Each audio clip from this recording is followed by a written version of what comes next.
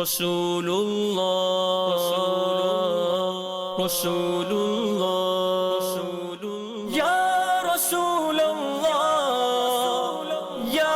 حبیب اللہ۔ الحمدللہ رب العالمین والصلاة والسلام علی سید الانبیاء والمرسلین، اما بعد فاعوذ باللہ من الشیطان الرجیم، بسم اللہ الرحمن الرحیم۔ الصلاة والسلام علیک یا رسول اللہ وعلی آلک واصحابک یا حبیب اللہ، الصلاة والسلام علیک یا نبی اللہ وعلی آلک واصحابک یا نور اللہ۔ باتیں میرے حضور کی، الحمدللہ عز و جل یہ سلسلہ ہمارا جاری ہے۔ نبی رحمت شفیع امت صلی اللہ تعالیٰ علیہ وآلہ وسلم کے فضائل و کمالات سننے کی سعادتیں ہم حاصل کر رہے ہیں۔ انشاءاللہ تبارک و تعالیٰ اپنے موضوع کو کنٹینیو کریں گے اور نبی کریم صلی اللہ تعالیٰ علیہ وآلہ وسلم کے مبارک ناموں کا مزید ہم تذکرہ کریں گے اور فضائل و کمالات سننے کی سعادت حاصل کریں گے۔ حضور اکرم صلی اللہ تعالیٰ علیہ وسلم کے مبارک نام جیسا کہ بیان کیا جا چکا کہ حقیقی جو نام ہے، جو آپ کے ذاتی نام ہیں، وہ محمد اور احمد ہیں۔ باقی اس کے علاوہ دیگر نام آپ صلی اللہ تعالیٰ علیہ وسلم کی صفات کے اعتبار سے ہیں۔ بعض وہ کہ جو پچھلی کتابوں کے اندر موجود تھے، بعض علماء نے اپنے تتبع کے ذریعے، کوشش کے ذریعے حضور علیہ السلام کے فضائل و کمالات پر غور کر کے پھر ان ناموں کا ذکر کیا۔ توریت شریف میں نبی کریم صلی اللہ تعالیٰ علیہ وآلہ وسلم کے لیے ایک نام اور آپ کی ایک صفت بیان کی گئی ہے، وہ ہے عظیم، عین وا یا میم، العظیم۔ تو نبی کریم صلی اللہ تعالیٰ علیہ وآلہ وسلم کا ایک نام یہ العظیم ہے، اور یہی نام اللہ تبارک و تعالیٰ کا بھی ہے، اور اللہ تبارک و تعالیٰ نے یہ نام حضور اکرم صلی اللہ تعالیٰ علیہ وآلہ وسلم کو عطا فرمایا۔ توریت شریف میں نبی کریم صلی اللہ تعالیٰ علیہ وآلہ وسلم کے لیے بیان کیا گیا کہ وَسَيَلِدُ عَظِيمًا لِأُمَّةٍ عَظِيمَةٍ، کہ ان قریب، یعنی توریت میں بیان کیا جا رہا ہے کہ ان قریب ایک عظیم نبی پیدا ہوگا کہ جو ایک عظیم امت کا نبی ہوگا، یعنی ایک بڑی امت کے لیے، عظیم امت کے لیے ایک عظیم نبی یہ پیدا ہوں گے، یعنی نبی کریم صلی اللہ تعالیٰ علیہ وآلہ وسلم۔ تو حضور اکرم صلی اللہ تعالیٰ علیہ وآلہ وسلم ہر اعتبار سے عظیم تھے، عظمت والے، بزرگی والے تھے، اور اوج و کمال والے تھے۔ یعنی عظیم کہ جو اب خود کامل ہو اور دوسروں سے مستغنی ہو، یعنی اپنی ذات کے اعتبار سے اس کے اندر تمام کے تمام فضائل و کمالات پائے جاتے ہوں اور وہ دوسروں کا محتاج نہ ہو، یعنی مخلوق میں کسی کا محتاج نہ ہو۔ تو نبی کریم صلی اللہ تعالیٰ علیہ وآلہ وسلم کی ذات گرامی ایسی ہی تھی کہ آپ صرف اور صرف اللہ تبارک و تعالیٰ کے محتاج تھے، مخلوق میں کسی کے محتاج نہیں تھے۔ آپ صلی اللہ تعالیٰ علیہ وآلہ وسلم ذات کے اعتبار سے بھی عظیم تھے اور اخلاق کے اعتبار سے اس عظمت پر فائز تھے کہ خود قرآن مجید فرقان حمید میں اللہ جل شانہ نے نبی کریم صلی اللہ تعالیٰ علیہ وآلہ وسلم کے اخلاق کے بارے میں ارشاد فرمایا وَإِنَّكَ لَعَلَىٰ خُلُقٍ عَظِيمٍ، کہ بے شک آپ اخلاق کے بلند مرتبے پر فائز ہیں۔ آپ صلی اللہ تعالیٰ علیہ وسلم کے اخلاق بہت اعلیٰ ہیں۔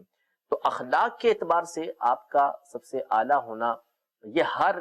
عاقل و دانا جانتا ہے، جس نے تھوڑا سا بھی نبی کریم صلی اللہ تعالیٰ علیہ وآلہ وسلم کی سیرت کے حوالے سے مطالعہ کیا ہے، وہ بخوبی جانتا ہے کہ اللہ تبارک و تعالیٰ نے نبی کریم صلی اللہ تعالیٰ علیہ وسلم کو کس قدر اعلیٰ اخلاق عطا فرمائے تھے۔ ہمارے یہاں اخلاق عام طور پر یہ سمجھا جاتا ہے کہ چہرے پر مسکراہٹ ہے،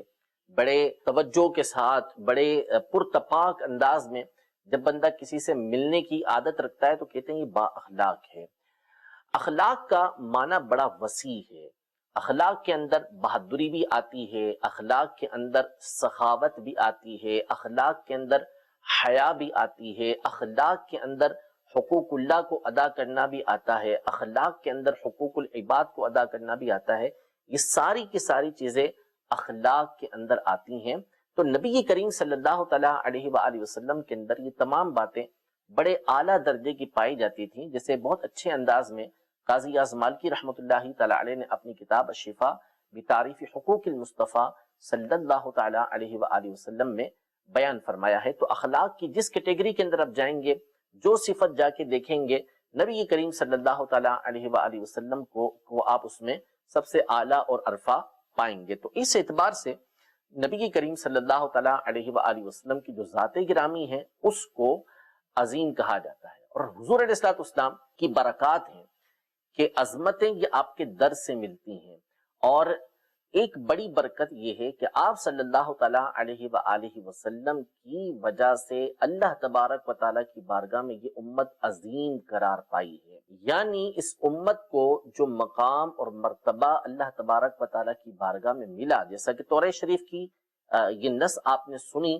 بہرحال اس پر بہت ساری احادیث موجود ہیں، قرآن کی آیات موجود ہیں اس امت کی فضیلت کے اوپر، لیکن تورات مقدس کے اندر بھی یہ بات موجود ہے کہ وَسَيَرِدُ عَظِيمًا لِأُمَّةٍ عَظِيمَةٍ کہ ان قریب ایک عظیم نبی یعنی حضور علیہ السلام کی ولادت ہوگی کہ جو ایک عظیم امت کے نبی ہوں گے۔ تو یہ امت عظیمہ جو بنی ہے کہ نبی کریم صلی اللہ تعالیٰ علیہ وآلہ وسلم کی نسبت کی وجہ سے بنی کہ اللہ تبارک و تعالیٰ نے اس امت کو وہ فضائل و کمالات عطا فرمائے کہ انبیاء کرام علیہ السلام نے اس بات کی تمنا کی کہ وہ اس امت کے اندر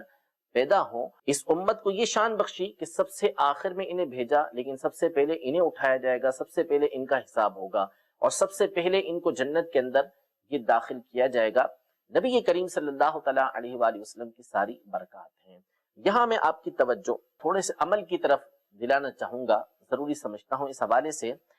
کہ بنی اسرائیل جو ہیں، یہ بنی اسرائیل اس لیے کہلاتے ہیں کہ بنی یا بنو اس کا مطلب ہوتا ہے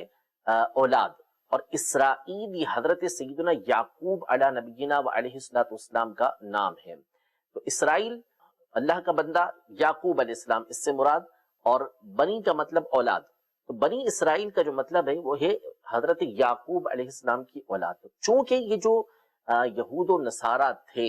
یہ حضرت یعقوب علیہ السلام کی اولاد میں سے تھے، اس لیے یہ بنو اسرائیل یا بنی اسرائیل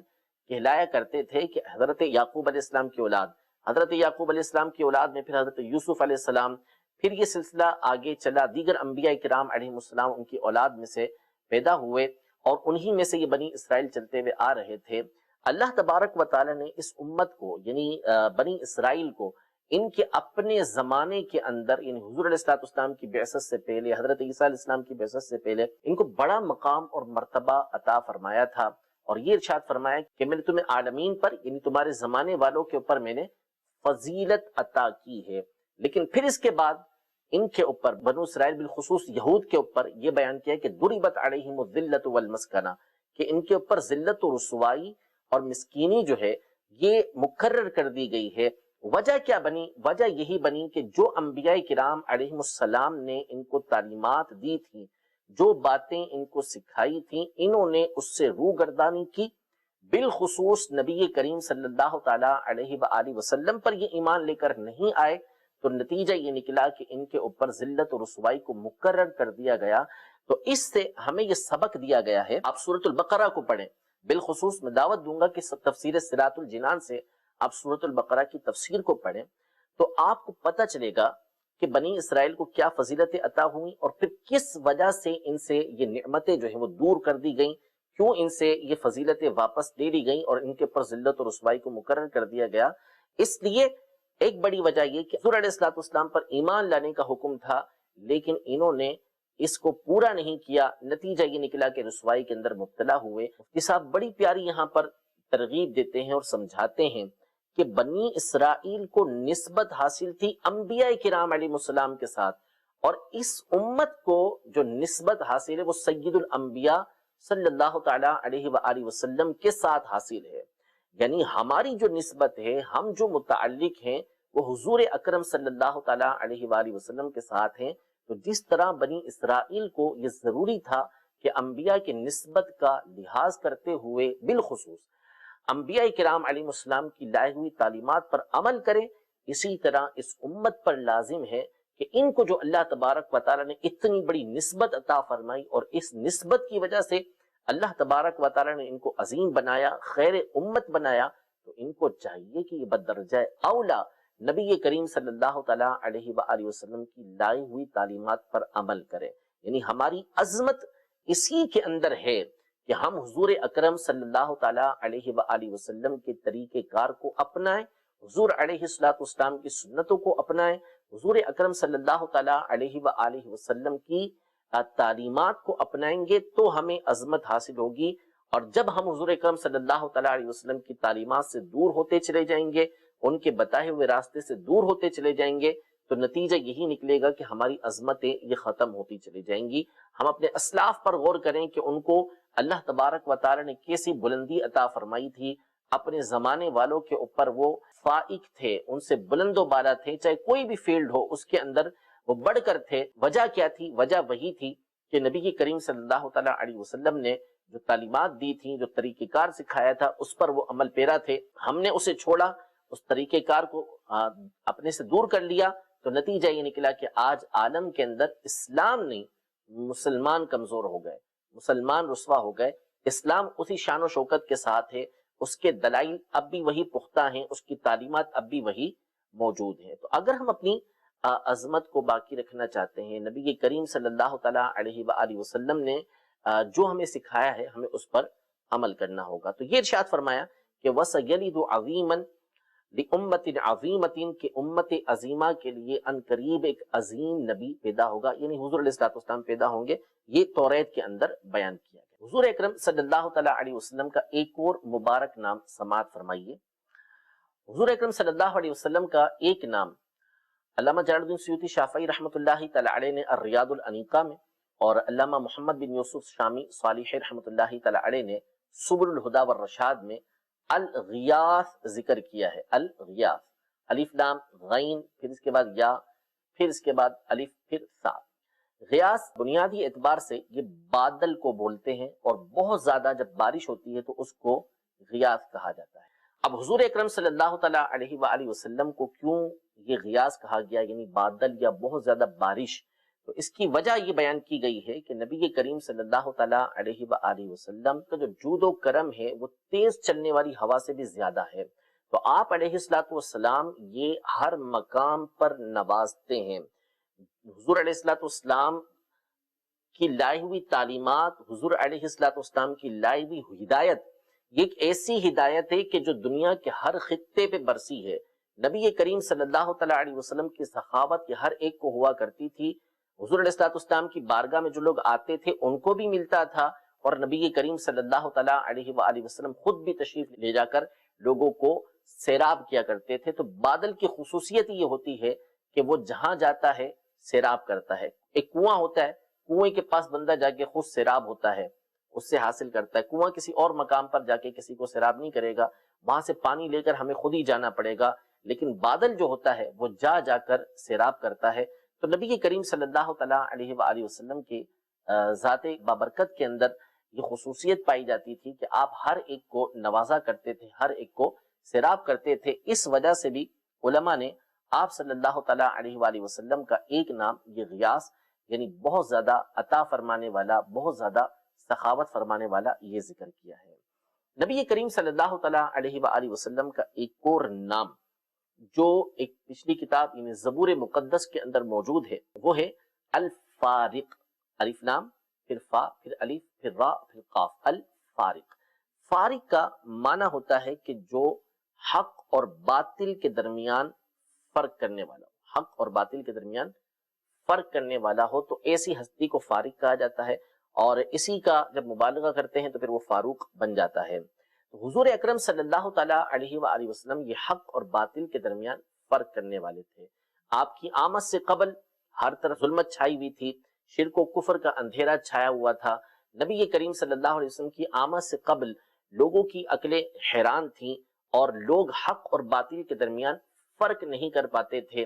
کہ کیا راہ حق ہے، کیا راہ باطل ہے۔ نبی کریم صلی اللہ تعالیٰ علیہ وآلہ وسلم وہ تعلیمات لے کر آئے کہ جس سے حق اور باطل کے درمیان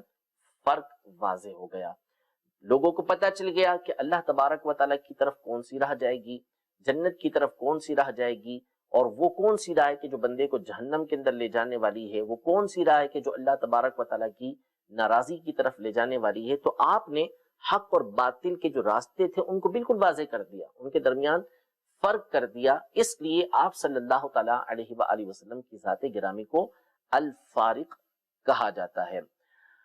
قرآن پاک میں اللہ تبارک و تعالیٰ نے یہ اپنی نعمت بیان کی ہے۔ ارشاد فرمایا یا ایھا الذین آمنوا ان تتقوا اللہ یجعل لکم فرقانا، کہ اے ایمان والو اگر تم اللہ سے ڈرو گے تو اللہ تبارک و تعالیٰ تمہیں حق اور باطل کے درمیان فرق کی قوت عطا فرمائے گا۔ تو یہ اللہ کی بہت بڑی نعمت ہوتی ہے کہ کسی کو حق اور باطل کے درمیان فرق کی قوت عطا فرمائے۔ تو یہ نعمت ہے کہ حق اور باطل کے درمیان فرق کی قوت مل جائے۔ تو نبی کریم صلی اللہ تعالیٰ علیہ وآلہ وسلم کی ذات تو سراپا وہ ہے کہ جس کے ذریعے سے حق اور باطل کے درمیان فرق ہو جاتا ہے۔ تو آپ صلی اللہ تعالیٰ علیہ وسلم اللہ تبارک و تعالیٰ کی کتنی بڑی نعمت قرار پائیں گے۔ رب العزت جل وعلا ہم سب کو نبی کریم صلی اللہ تعالیٰ علیہ وآلہ وسلم کے فضائل و کمالات ہمیشہ بیان کرنے کی توفیق عطا فرمائے، اور اللہ تبارک و تعالیٰ ہمیں آج کے سلسلے میں جو بالخصوص ہم نے نبی کریم صلی اللہ تعالیٰ علیہ وسلم کی نسبت کے حوالے سے جو باتیں سنی ہیں اس کا پاس رکھنے کی توفیق عطا فرمائے، اور اس کا ایک بہترین ذریعہ دعوت اسلامی کے مدنی ماحول سے وابستہ ہو جانا ہے۔ دعوت اسلامی میں الحمدللہ یہی کوشش کی جاتی ہے کہ حضور اکرم صلی اللہ تعالیٰ علیہ وآلہ وسلم کی سنتوں پر عمل کیا جائے، آپ علیہ الصلوۃ والسلام کے طریقہ کار پر عمل کیا جائے۔ رب العزت جل وعلا ہم سب کو اس پیارے اور مدنی ماحول سے وابستہ رکھے، آمین بجاہ النبی الامین صلی اللہ تعالیٰ علیہ وآلہ وسلم۔ رسول اللہ رسول اللہ